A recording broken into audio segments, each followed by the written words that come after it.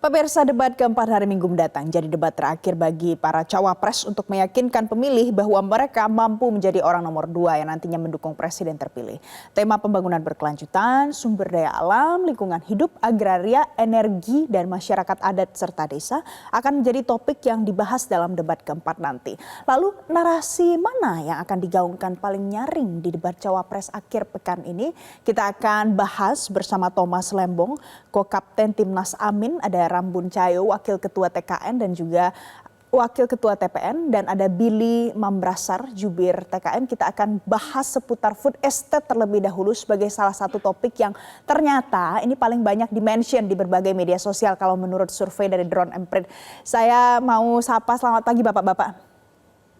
Selamat pagi, Mbak Valen. Baik, saya mau ke Pak Thomas terlebih dahulu. Pak Thomas, ini kita lihat di media sosial ada yang berpendapat kalau food estate ini gagal katanya. Tapi di sisi lain ada juga banyak petani-petani yang mengatakan mereka punya dampak positif untuk para petani. Bagaimana penilaian Anda berdasarkan apa yang sudah disampaikan oleh Anies Baswedan sebelumnya dalam debat-debat sebelumnya? Iya, terima kasih Mbak Valen. Saya kira sudah menjadi konsensus ya, sudah agak jelas bahwa program food estate ini memang sampai sekarang tidak menghasilkan ya saya kira ini sekali lagi kembali kepada priorisasi. Kita mengguyur anggaran triliunan ya untuk food estate.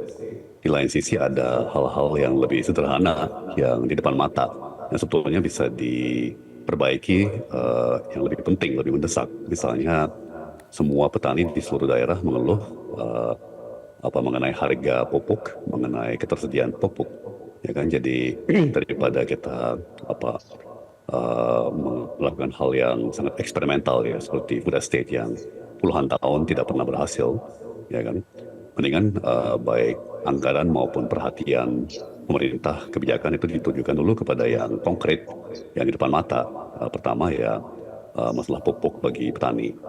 Ya, kedua juga misalnya sarana-sarana lain bagi petani seperti sarana pengeringan, ya pengeringan gabah, pengeringan jagung, biji-bijian lainnya. Kemudian juga masalah pergudangan, membangun gudang-gudang supaya panen itu bisa disimpan dengan aman. Sampai ke logistik ya, angkutan pangan, transportasi pangan. Jadi data kami menunjukkan bahwa sampai 40 atau 50% dari seluruh produksi pangan di Indonesia itu hilang akibat kekurangan sarana. Ya, jadi itu istilah teknisnya adalah kalau di tingkat petani itu food loss. Ya, food loss. Banyak panen yang gagal atau panen yang nilainya menurun drastis akibat kurangnya sarana seperti mesin pengeringan dan gudang yang melindungi panen tersebut dari hama dan hujan dan cuaca gitu ya. Dan kemudian kalau di tingkat konsumen itu namanya food waste ya, banyak sekali makanan yang dibuang ya karena logistik yang buruk sehingga makanan atau pangan itu membusuk di tengah jalan atau bahkan di tingkat pengeceran. Baik, jadi ada banyak hal yang bisa jadi PR yang bisa dikerjakan lebih dulu. Ini kalau menurut Pak Thomas. Saya mau ke Pak Rambun. Pak Rambun, kalau Ganjar Mahfud menawarkan apa untuk program ketahanan pangan? Apakah food estate ini masih harus dilanjutkan, diperbaiki atau diapakan? Menurut kita harus melakukan sehubungan dengan food estate ya. Dan faktanya itu sudah, menurut kami sudah memperlihatkan bahwa food estate itu boleh dikatakan tidak menghasilkan perubahan yang berarti di dalam soal ketahanan pangan di Indonesia. Jadi kalau kita lihat persoalannya bukan hanya soal penganggaran yang begitu besar, pemborosan anggaran yang begitu besar, tapi juga sejak awal proyek ini menurut kami itu tidak dilakukan dengan sebuah kajian dan riset yang benar-benar gitu ya, sehingga kemudian juga berhubungan juga termasuk juga dengan penataan kebutuhan tanah dan lain sebagainya ya. Karena kalau kita lihat ketahanan food estate sendiri itu fokus pada tanaman misalnya seperti tanaman singkong gitu ya. yang sebenarnya mungkin dia belum menjadi bahan makanan pokok di Indonesia. Makanan pokok di Indonesia adalah beras. Nah, jadi yang ketiga, yang selanjutnya juga kita bisa lihat bahwa eh, eh, yang mengerjakan sendiri lembaga yang melakukan ini nggak punya kompetensi gitu. Kompetensinya itu sangat dipertanyakan gitu, karena banyak pelibatan misalnya dari Kementerian Pertahanan ya gitu. Kementerian Pertahanan apa urusannya dengan soal pangan gitu ya kan? Meskipun memang ada departemen-departemen lain yang terlibat gitu. Tapi menurut saya ini soal kompetensi gitu. Dan berarti ini dari sisi dari mulai perencanaan sampai pelaksanaannya dan kemudian apa yang kita lakukan selama 5 tahun, hampir 5 tahun ini, itu ternyata food estate nggak jadi apa-apa gitu, Baik, kecuali pemborosan baik. anggaran gitu ya. Oke, kalau menurut Itu Pak yang Rambun menurut adalah kami. sudah sekian tahun tapi Nah, ternyata belum memberikan hasil yang bisa dinikmati langsung oleh betul, masyarakat.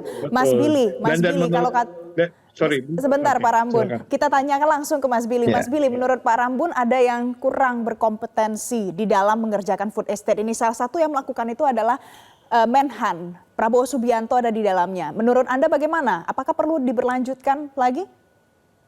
Pertama, harus diklarifikasi dulu ya, leading sektor dari program food estate ini adalah Kementerian Pertanian. Dan bisa tolong dibukakan datanya, berapa banyakkah anggaran yang telah diterima dan dikelola oleh Kementerian Pertahanan untuk mengerjakan food estate.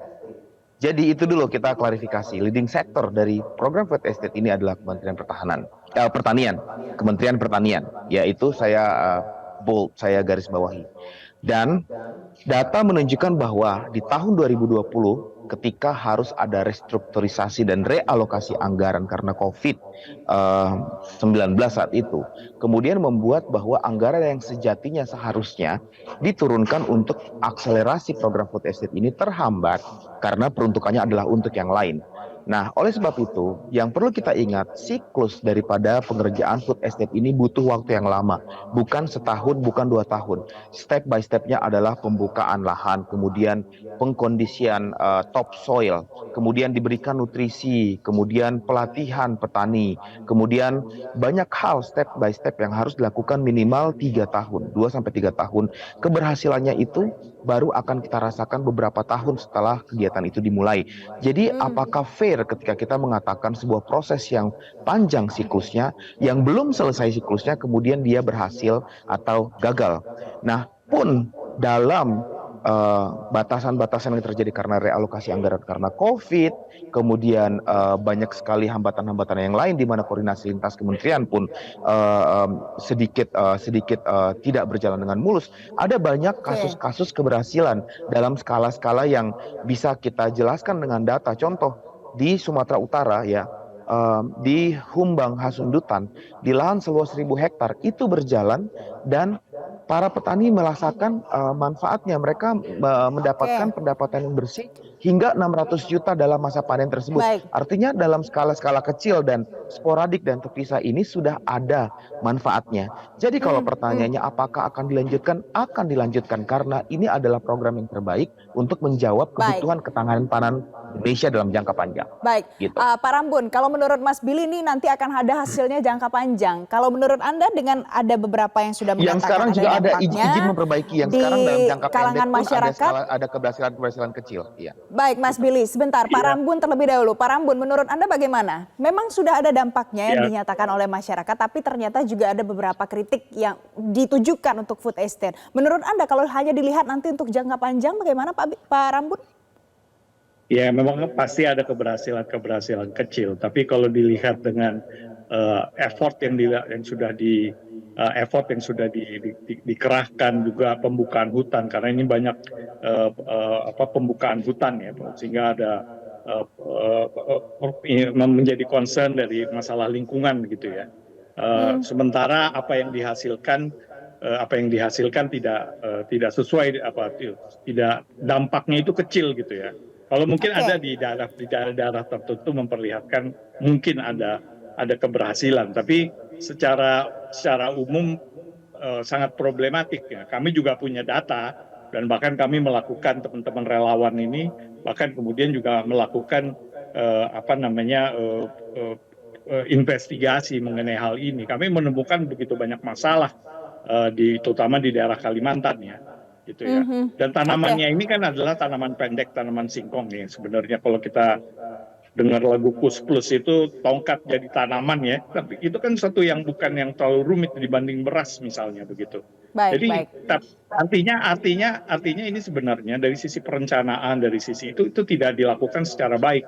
Dan Oke. akibatnya adalah meskipun memang ada soal COVID dan segala macam, tapi itu menurut saya tidak bisa menjadi alasan Baik. gitu. Dan Coba kita artinya tanya kita Pak harus Thomas. evaluasi secara mendalam soal ini. Baik, baik Pak Rambun. Kita tanya ke Pak Thomas. Pak Thomas, kalau menurut Anda dengan ada banyak kritik seperti sekarang dan katanya ini adalah seputar masalah perencanaan sebelum dieksekusi menjadi food estate. Menurut Anda ini ada permasalahan di sana juga? Saya cenderung setuju. Rasanya dari segi penelitian dan perencanaan itu kurang matang ya. Saya ingat waktu program food estate ini ditunjuk ke Pak Menhan, Menteri Pertahanan, Kementerian Pertahanan, itu menarik sekali dan tidak didahului oleh konsultasi publik atau keikutsertaan pakar-pakar dan ahli-ahli ya. Saya mau juga menggarisbawahi ya, sebenarnya apa itu definisi daripada food estate ya. Sejauh yang kami ketahui, definisi daripada food estate itu adalah lahan yang masif ya. Jadi konsepnya daripada food estate itu dari dulu, dari zamannya Orde Baru, Soeharto sampai sekarang ya, adalah lahan yang masif dengan pendekatan industrial ya. Jadi industrialisasi pertanian dengan mekanisasi, dengan pendekatan yang padat modal ya, secara masif ya. Ribuan dan puluhan ribu dan bahkan ratusan ribu hektar ya, seperti misalnya perkebunan kelapa sawit gitu. Nah, yang tadi digambarkan oleh Pak Billy adalah contoh-contoh kecil bagi saya itu tidak sebetulnya masuk dalam definisi food estate ya. Itu anggap aja food pertanian biasa ya, karena kembali lagi dengan adanya kata estate ya, itu berarti kawasan ya, estate itu kawasan lumbung pangan yang masif ya. Jadi dan itu kelihatannya cocok untuk produk pertanian, perkebunan seperti sawit, tapi ternyata tidak cocok untuk apalagi untuk tanaman seperti singkong yang sulit sekali untuk dimekanisasi. Oke. Oke, Mas Billy, saya mau berikan ke Anda untuk menjawab itu Mas Billy, karena kalau disebutkan kata estate, kalau menurut Pak Thomas itu adalah skalanya besar, dan salah satu yang menjadi kritik di Kabupaten Humbang Hasundutan itu adalah terkait bagaimana kepemilikan lahan di sana, hak atas tanah yang sampai sekarang ini masih diperdebatkan oleh masyarakat. Sebenarnya ada yang mendukung untuk terus memperlanjutkan food estate ini, tapi juga ada kritik. Jawaban Anda, Mas Billy? Ya, pertama ingin menjawab atau merespons dari Pak Thomas bahwa itu kecil. Kalau food estate itu harus besar. Nah, yang perlu dipahami adalah contoh yang tadi saya sampaikan itu adalah tetap bagian daripada grand design daripada food estate tersebut. 1.000 hektar itu adalah bagian dari 165.000 hektar target. Jadi step by step menuju kepada proses mencapai keseluruhan lahan tersebut berhasil berproduksi secara optimal. Seperti tadi saya sampaikan bahwa food estate itu program yang jangka panjang yang apa yang dilakukan sekarang itu keberhasilannya baru akan dilakukan lebih daripada 2 hingga 3 tahun ke depan. Proses pertaniannya itu membutuhkan pengkondisian topsoil, ekskavasi, pembersihan, pemupukan, penanaman, sampai dengan panen itu panjang siklusnya. Jadi bukan berarti, oh itu cuma 1.000 dari 165.000 itu nggak bisa disebut food estate. 1.000 itu bagian daripada grand design yang besar itu. Jadi tetap menjadi bagian daripada grand design tersebut. Nah, kemudian merespons pertanyaan kedua tadi terkait pro kontra dalam program pembangunan itu hal yang wajar, apalagi dalam negara berdemokrasi. Trans Papua, saya kebetulan dari Papua ini ya Mbak ya. Trans Papua yang dibangun aja, itu ada orang-orang yang setuju dan melihat manfaatnya. Saya termasuk yang, saya dan keluarga termasuk merasakan manfaat yang besar dari adanya Trans Papua. Kita bisa melakukan mobilisasi, transportasi. Tetapi tetap aja ada juga kelompok yang juga tidak setuju atau melakukan kritik. Dan kritik itu tetap ditampung dan tetap diterima, ditindaklanjuti untuk kita perbaiki dan kedepannya kita akan lakukan dengan proses yang lebih baik lagi.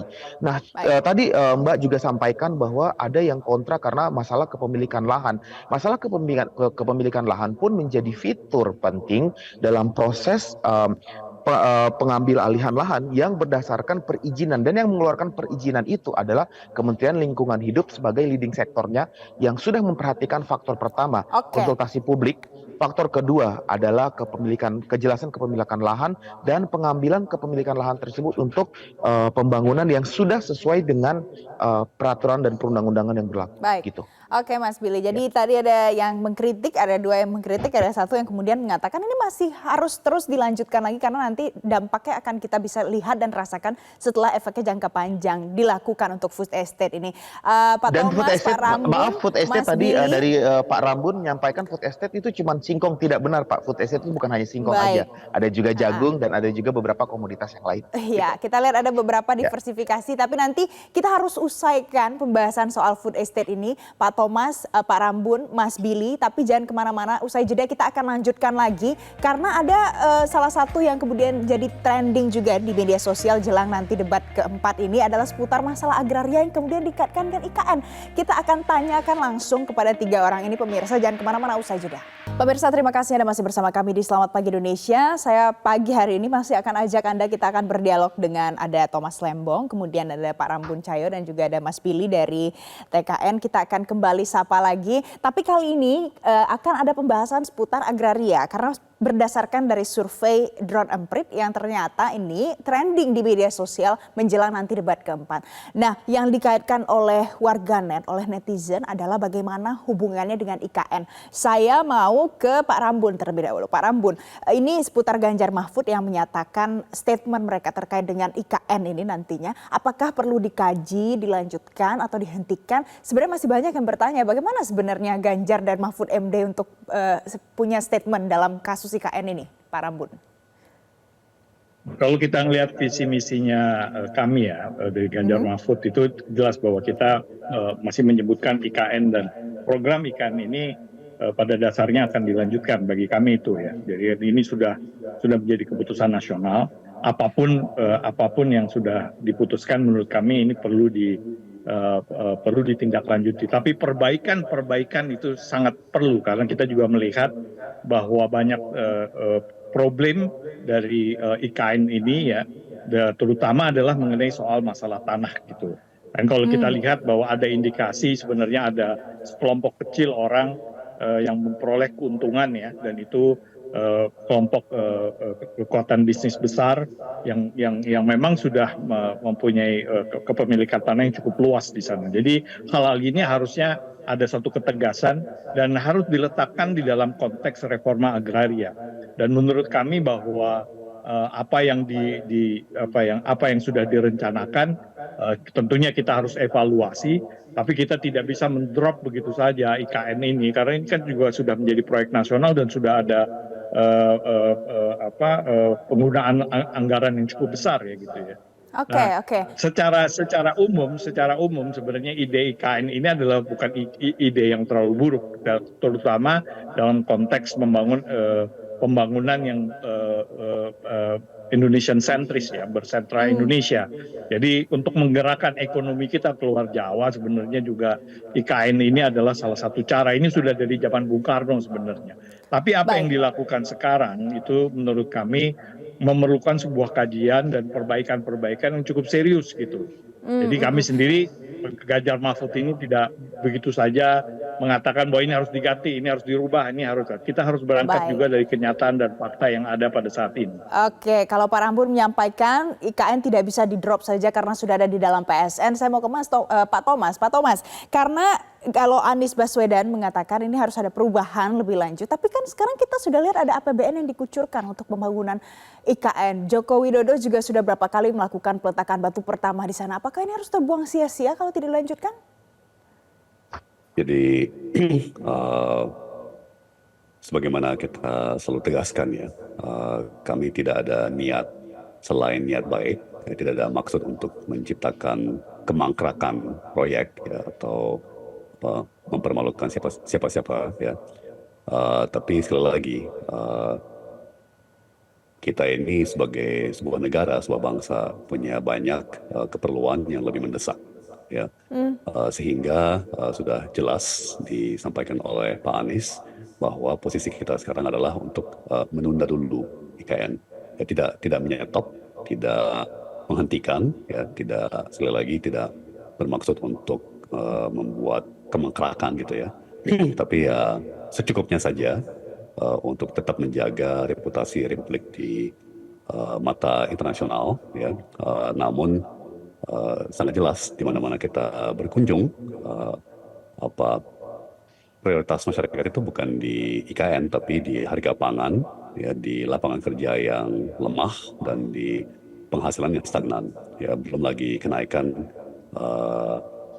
biaya hidup lainnya, ya, kebutuhan Baik. pokok lainnya, mulai dari air bersih sampai sanitasi, masalah sampah, lingkungan hidup, itu semuanya wajar dan hemat kami sih wajib untuk lebih diprioritaskan dibandingkan dengan membangun gedung-gedung mewah yang ujungnya bukan untuk rakyat tapi untuk pejabat. Baik, baik, Mas Billy, kalau dari TKN bagaimana? Karena ada lagi hal yang lebih mendesak untuk diprioritaskan ketimbang difokuskan semuanya di dalam IKN. Lagi pula, Mas Billy, saya mau kutip apa yang disampaikan oleh Aliansi Masyarakat Adat Nusantara yang juga mengatakan kalau mereka banyak menuntut karena mereka mau tanah-tanah komunal itu tetap menjadi tempat tinggal untuk mereka. Bagaimana, Mas Billy? Pertama-tama saya ucapkan terima kasih buat Pak Rambun karena sudah mensupport argumen bahwa memang program ini strategik dan penting dan harus dilanjutkan untuk mendukung pembangunan Indonesia secara utuh.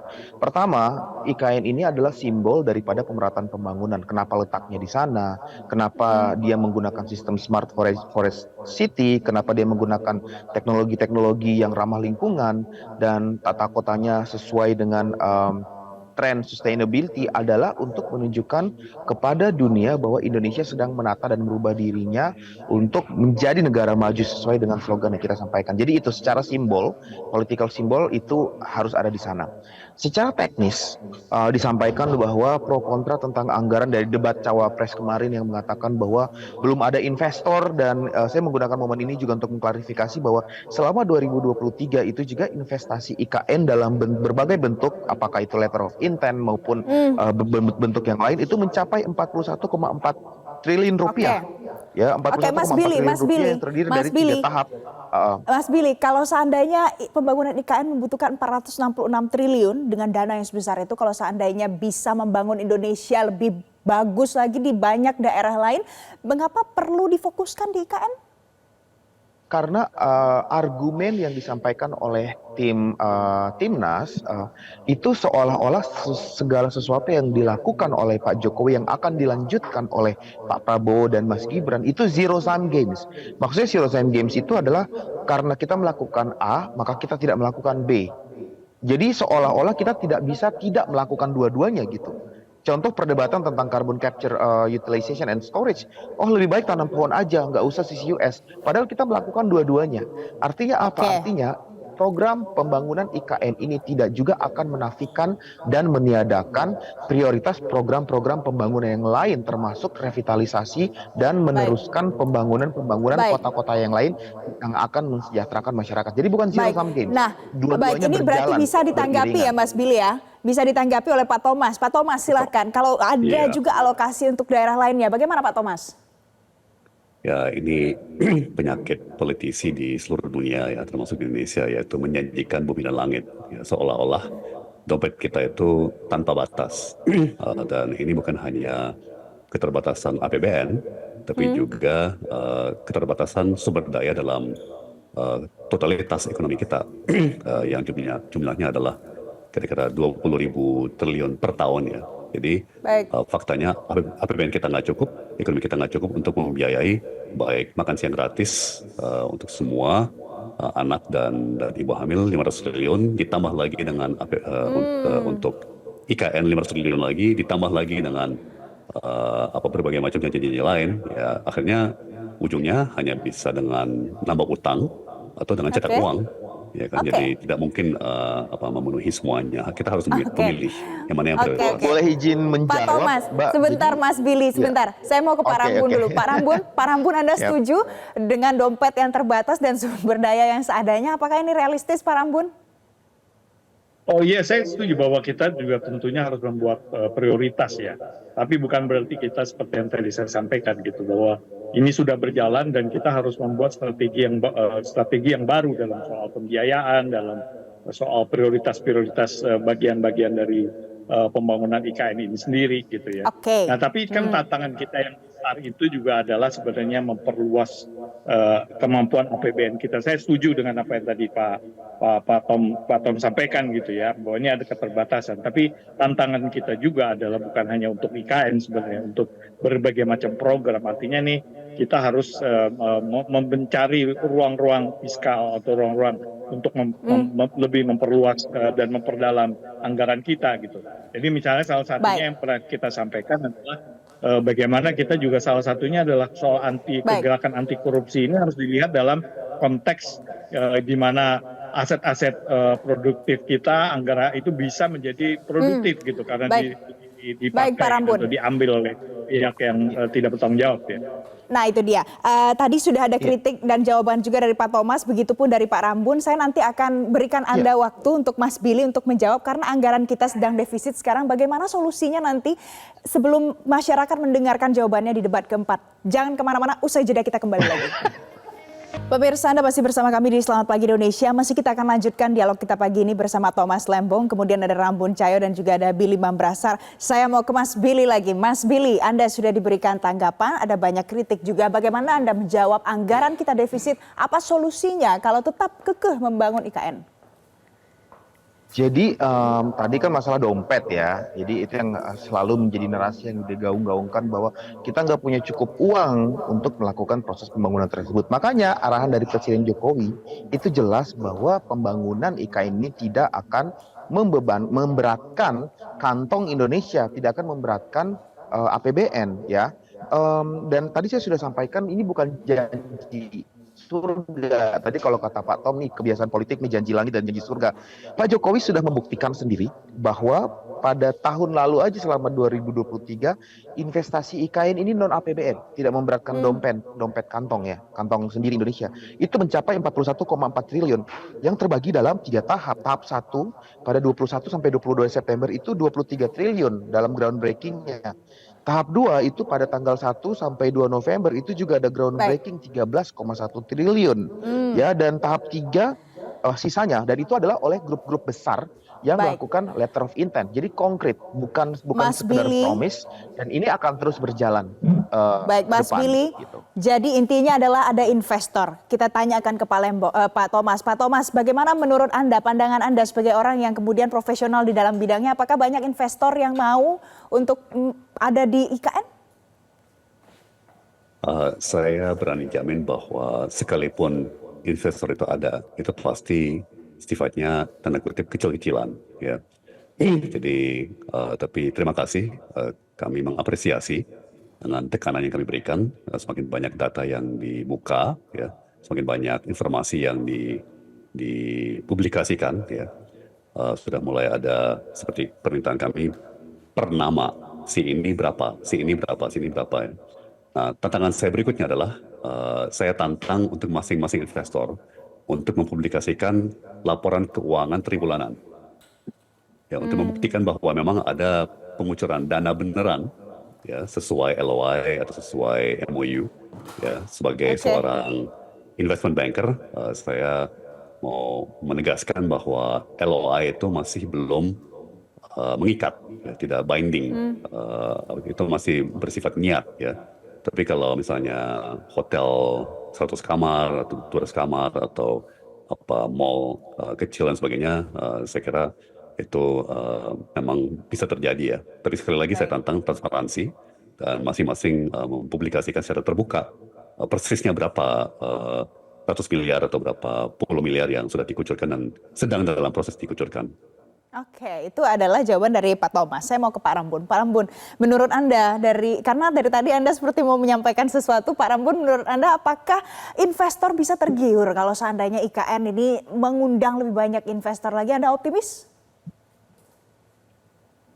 Oke, dari tadi saya sudah sampaikan mengenai strategi, tapi saya setuju, saya mungkin mau mengomentari sedikit mengenai Pak Tom. Jadi saya rasa benar, jadi LOI atau itu kayak MOU itu kan masih intention ya. Jadi saya ini lawyer, jadi saya bisa tahu bagaimana itu dilakukan. Jadi, tapi saya bahwa memang soal transparansi ini penting. Tapi memang karena bagaimanapun kalau kami sendiri mensupport IKN ini sebagai saya sampaikan, tapi kita harus membangun satu strategi baru dengan mempertimbangkan juga prioritas-prioritas pembangunan yang lebih yang cukup esensial gitu ya.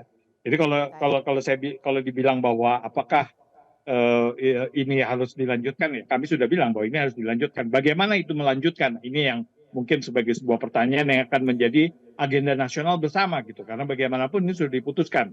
Jadi kami tegas dalam hal soal ini bahwa perbaikan perlu dilakukan. Satu strategi baru mungkin kita juga bisa bicara sama-sama dari seluruh setelah tanggal 14 Februari ini untuk memecahkan masalah ini. Itu satu soal yang memang harus kita lakukan. Tapi memang kita juga jangan bilang bahwa IKN ini nggak ada masalah. Jelas ada masalah. Investor memang ternyata masih ini, berarti kan soal marketingnya, soal pitchingnya ini mungkin ada masalah juga gitu yang harus kita lihat bersama-sama gitu. Jadi nggak bisa diklaim bahwa ini tanpa masalah. Jadi justru inilah bagaimana bahwa ini harus kita lanjutkan, dan bagaimana itu dilanjutkan itu satu strategi yang perlu kita lakukan dan menjadi agenda perbincangan bersama. Terima kasih. Baik. Jadi terima kasih Bapak-Bapak karena pagi ini kita sudah membahas dengan komprehensif bagaimana soal food estate dan juga IKN. Mas Billy, karena durasinya sudah terbatas dan habis, nanti pembahasan ini kita akan lanjutkan lagi di debat.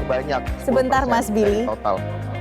Oke, karena Mas Billy, kami harus minta maaf karena durasi terbatas. Nanti kita akan lanjutkan lagi pembahasan ini setelah debat Cawapres nanti yang keempat hari Minggu ini. Terima kasih Pak Thomas, terima kasih Pak Rambun, terima kasih Mas Billy karena sudah bergabung bersama kami pagi hari ini di Selamat Pagi Indonesia. Terima kasih. Jelajahi cara baru mendapatkan informasi. Download Metro TV Extend sekarang.